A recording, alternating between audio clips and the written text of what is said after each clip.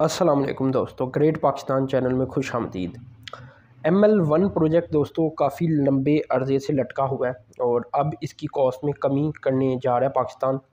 और इसका रीज़न यही है कि चाइना की जानिब से हाथ उठा लिया गया था कि जो इसकी लागत है वो रिस्की काम है, चाइना के लिए भी और पाकिस्तान के लिए भी वाइबल नहीं है, जिसकी वजह से पाकिस्तान और चाइना इसकी कॉस्ट को कम करने जा रही हैं, जो कि 6.7 अरब डॉलर का अब प्रोजेक्ट बन जाएगा। पहले ये 9.9 अरब डॉलर के लगभग का प्रोजेक्ट था।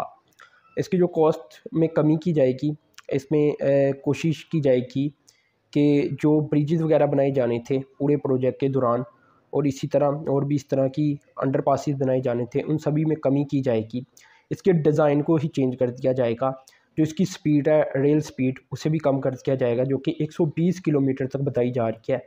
अभी पहले जो प्लान था वो 160 किलोमीटर का था, अब शायद ये 120 से 140 किलोमीटर के दरमियान जो स्पीड है वो पर हॉर के हिसाब से इसकी रखें। जो इसका पहला स्टेप होगा, इसके ऊपर लागत आएगी 2.7 अरब डॉलर कराची से लाहौर ट्रैक के ऊपर। और इसी तरह जो सेकंड फ़ेज़ होगा इसके ऊपर 2.6 अरब डॉलर की लागत, और जो थर्ड फेज़ होगा इसके ऊपर 1.4 अरब डॉलर की लागत आएगी। इस तरह कोई 6.7 अरब डॉलर की लागत के साथ अब ये प्रोजेक्ट बनाया जाएगा। और जो पाकिस्तान की गवर्नमेंट है वो ये चाहती है कि जितनी जल्दी हो सके इसके ऊपर बिडिंग प्रोसेस का आगाज़ किया जाए और इस साल के एंड तक जो बिडिंग प्रोसेस है इसे कंप्लीट कर लिया जाए।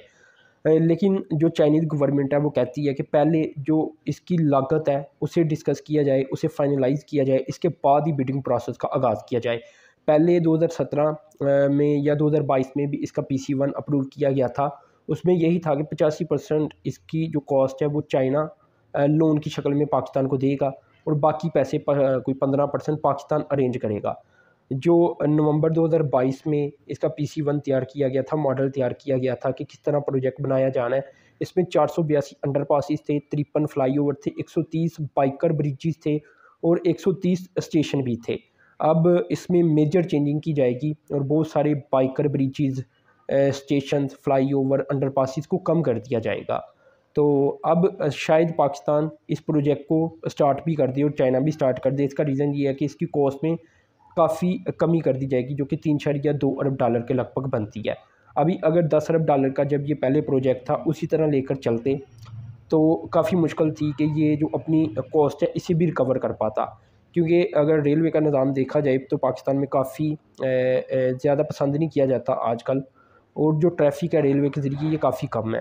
तो जिसकी वजह से रिस्क को कम करने के लिए पाकिस्तान ने ये सोचा है, और चाइना ने ही वैसे ये इनकार किया था, तो पाकिस्तान ने भी अब ये सोचा है कि इसकी कॉस्ट को ही कमी की जाए और इसे आहिस्ता आहिस्ता बिल्ड किया जाए।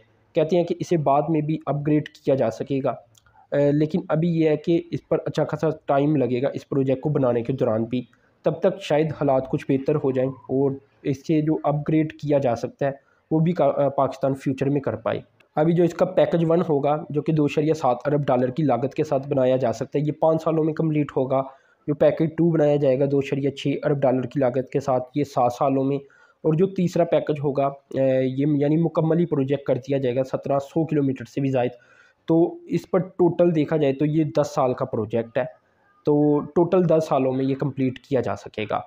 तो टोटल जो लागत है ये 7 अरब डॉलर से भी नीचे आ जाएगी। पहले तो कुछ और ही कितने साल ज़ाया किए गए, क्योंकि 2017 में गालमन पहली बार इसे अप्रूव किया गया था, तो ये पहले ही जो 5 साल हैं ये प्रोजेक्ट लेट हो चुका है। तो 5 साल लेट होने के बाद अब इसकी कॉस्ट को कम किया जाएगा और इसके बाद शायद इसके ऊपर इस साल के एंड तक काम का आगाज़ भी कर दिया जाए। तो ये दोस्तों सारी मालूमात मैंने आपसे शेयर की। आप लाजमी चैनल को सब्सक्राइब करें, साथ में जो बेल के आइकन पर क्लिक करें। अब तक के लिए इतनी था। अल्लाह हाफिज़।